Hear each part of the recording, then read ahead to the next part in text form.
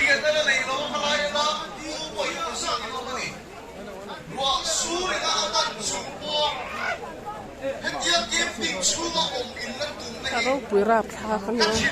học nó còn chuyện nó phê mà nó bảo đi nó đang kiếm làm của mua liệt sinh đô là này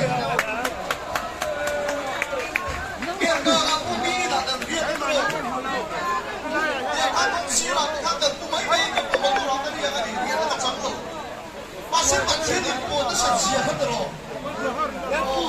chúng mà chọn chúng mà coi nhá vì số là mình chút tiền chúng mua mà mua đặc biệt là những vật thiết nó rất là biết mà thôi đó vì tóm đặc rằng mà mua là những vật thiết sung in ăn một việc khác để phá đôn nó mà đi hoàng hiền Qua đi. Amen. Em tin bỏ rồi. Em tin bỏ. Du song to lawin. Amen.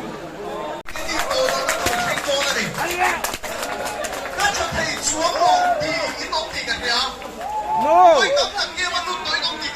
Oh.